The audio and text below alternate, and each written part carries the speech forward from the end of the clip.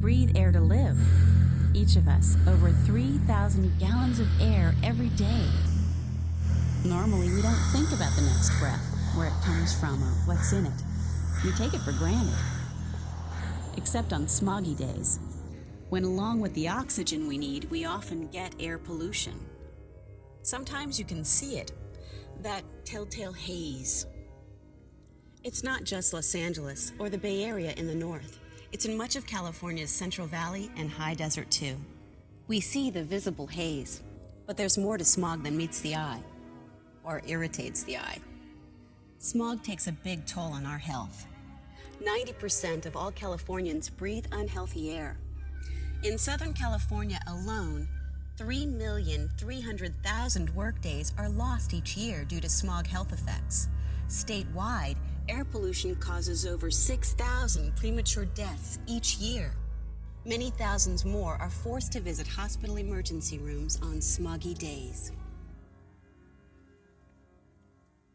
Through years of research, we've only discovered some of the effects of smog on the body.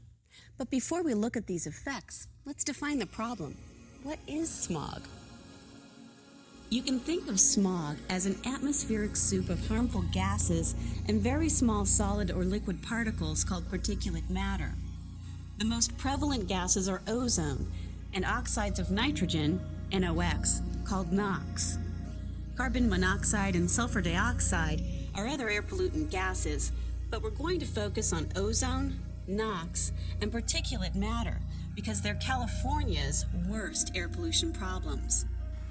NOx gases come from just about any kind of source where fuels are burned, from cars, trucks, power plants, and factories. Natural oxygen and nitrogen in the air combine under high temperature to make NOx. Every morning, thousands of tons of NOx and hydrocarbon gases are spewed into the air. Hydrocarbons come from fossil fuels, mainly gasoline and diesel, when they are burned. They also come from the evaporation of fuels, chemicals, and solvents. Together, hydrocarbons and NOx gases react under strong sunlight to form ozone and other hazardous air pollutants. Ozone by itself is a colorless, invisible gas, but the smog-forming process also generates very small particulate matter, which contributes to the haze everyone associates with smog. As evening approaches and sunlight weakens, less ozone and particulate matter are formed, and smog levels drop. Over the past 30 years, we've made progress cleaning up the air. Ozone and NOx levels have come down, but not far enough. Ozone and NOx are still big problems, but today, particulate matter is taking center stage. Smog is not the only source of particulate matter. Other particles come from the combustion of fuels, small, nearly invisible toxic particles of smoke and soot. Many of these particles are so small, they can stay suspended in the air for days, even weeks at a time, traveling many miles before settling to the ground. You know when you see visible dust that it's a good idea to stay away from it. But it's what you can't see that can get you. So how small are we talking? Well, this is a human hair about 70 microns in diameter. And here is a piece of small particulate matter, about 10 microns in diameter. Particles 10 microns or less are classified as PM10.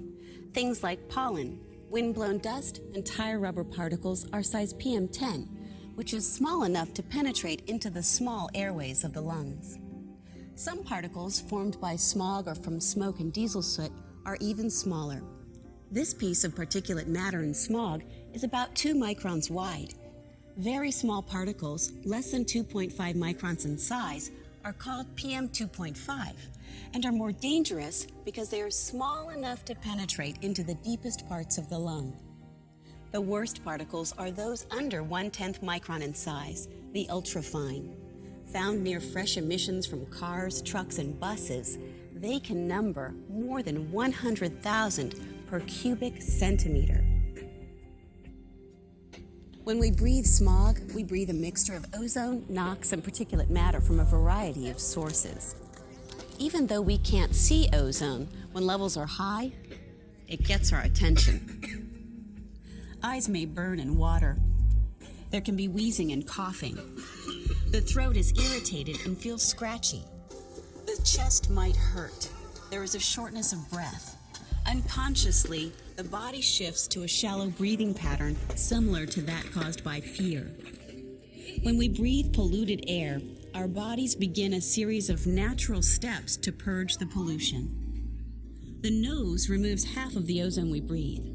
Ozone reacts with tissues, killing cells and damaging the nose. Our airways are lined with cells that are covered with tiny hairs called cilia. They beat in a rhythmic pattern, moving mucus up to the throat where it is swallowed. Mucus is important because it sweeps up harmful particles as well as bacteria and viruses. Ozone and particulate matter paralyze the cilia, making them move less or not at all. They can't do the job they were designed to do: clean out the lungs. This makes us more vulnerable to disease. Like ozone, NOx irritates mucous membranes.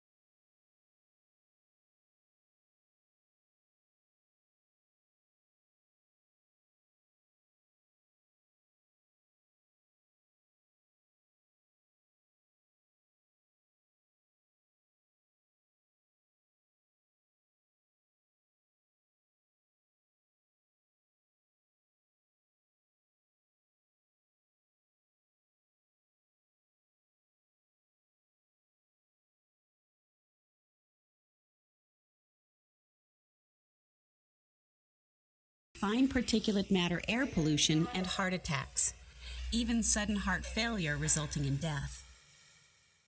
Here's a comparison. This is a healthy open airway, and this is what an airway on smog looks like. Inflammation swells the tissue, restricting airflow. This is not good. Ozone damages the delicate, thin-walled cells in the alveoli. Within a few days, damaged cells are replaced, much like the way skin peels after a sunburn. Laboratory tests show that healthy people breathing smog can lose up to half their breathing capacity. Researchers fear that repeated episodes of lung inflammation may cause permanent lung changes and long-term health effects. Some people think they adapt to smog because symptoms may disappear after a few days. While symptoms may in fact go away over time, it doesn't mean they develop a resistance to smog. Smog continues to cause lung damage even when outward symptoms disappear. A constant cycle of damage and repair may lead to premature aging of the lung. Over days, months, or years, the damaged cells are replaced with thicker, stiffer cells, scar tissue called fibrosis. Scar tissue won't allow life-giving oxygen to enter the bloodstream.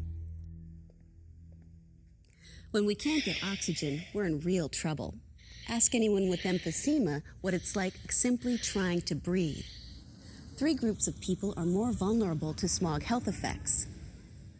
The first group are people with chronic obstructive pulmonary disease, which includes respiratory diseases such as asthma, emphysema, and bronchitis.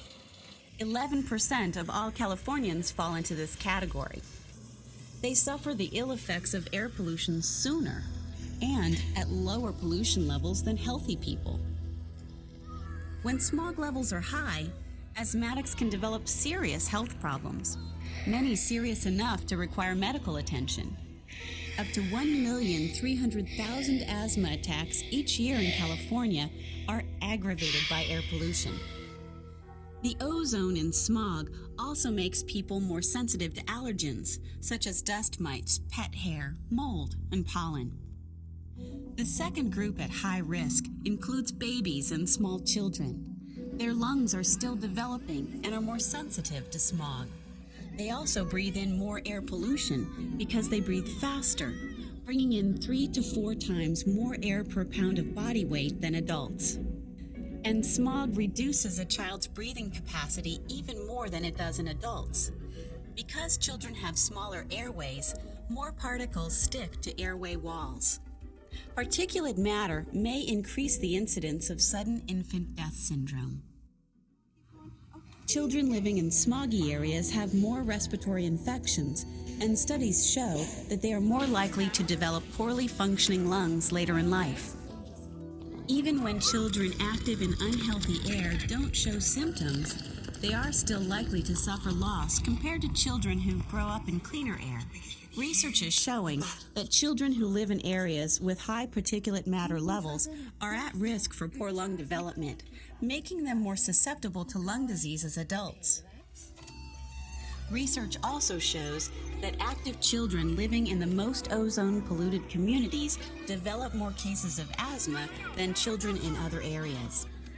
When ozone levels peak, kids miss more school days. A third group is at increased air pollution risk: healthy adults of all ages who exercise or work hard outdoors.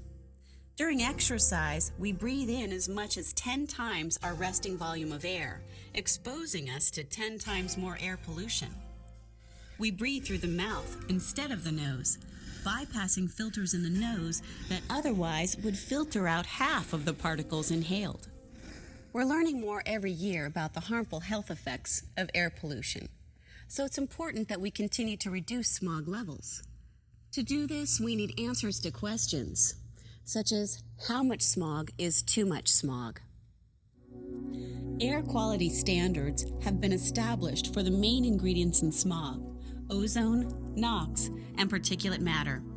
These standards are the concentration levels in the air environment that have been determined as reasonably safe for most people.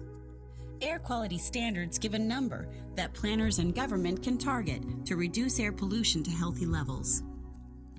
Hundreds of air pollution monitoring stations are spread across California, continuously monitoring the air, recording air pollution levels. Air quality agencies use the data to see if air quality standards are being achieved. How can people find out about air pollution levels where they live? Well, there's a simple way. The Air Quality Index, or AQI, gives people a gauge of air pollution severity where they live and work. The AQI takes into account levels of ozone and sometimes other air pollutants. Readings of 0 to 50 indicate good air quality. 50 to 100 is moderate. When levels reach 100 to 150, it's considered unhealthy for sensitive groups. 150 to 200 is unhealthy for all groups. And 200 to 300 is very unhealthy. When air quality worsens to unhealthy levels, what can we do to protect our health? First of all, try to stay indoors. Reduce any outdoor activity that requires heavy exertion, such as running or heavy labor. Walk instead of run. Because smog levels are usually lower in the early morning and evening, you should schedule outdoor exercise during these times. Children should avoid strenuous outdoor play. For some air pollutants, any amount is too much. We call these pollutants air toxics because any measurable level can impact your health. California has nearly 200 chemical substances on the list of air toxics. To be on the list, the substance must be 1, an irritant, 2, a carcinogen, a substance that increases the likelihood of getting cancer, or 3, a reproductive toxin. Air toxics can be localized around fixed industrial sites, and people who live near such sites can be more at risk. Other air toxics are not localized to a specific area. Benzene, which comes from gasoline, and diesel exhaust affect people over a wide region because they're emitted from cars, trucks, and buses. Scientists have found increased risk of lung cancer among people exposed to diesel exhaust particles. Exposure to air toxics causes over 300 cases of cancer each year in California. It's the subject of intensive research.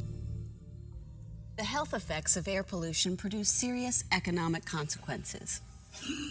Air pollution means increased healthcare costs, increased doctor visits, increased hospital admissions, babies born prematurely or with low birth weight, babies born with developmental defects, children who can't go to school or have trouble doing well even when they're there. It means workers who don't go to work, families who pack up and look for jobs somewhere else, suffering and premature death to the most sensitive. An Air District study in Southern California discovered that smog causes nearly 18 million person-days a year of headaches, sore throats, coughing, chest pain, and burning eyes. The human ill health effects of smog cost us over $9.4 billion every year, and that's just in Southern California. These are the real costs that everyone pays for. Smog not only harms our health, but it hurts the economy, today and for future generations. But the good news is that fighting air pollution pays off. The U.S. EPA figured the cost and benefits of fighting air pollution nationwide between 1970 and 1990. Cost to fight? About $523 billion. But the benefit in terms of sickness and premature death prevented was about $22 trillion. The net benefit to the country was about $21 trillion. We've made a lot of progress cleaning up the air over the past 50 years, but we still have further to go. Industry and transportation will continue to run cleaner. But there is also a role for each of us as individuals. How you get to work, to school, or to the store makes an air quality difference. Choose a carpool, take the bus or light rail, walk or ride a bike if you can. Your clean air choices are critical in the fight against air pollution. With every breath you take, you can be part of the fight for clean air. Thanks for watching.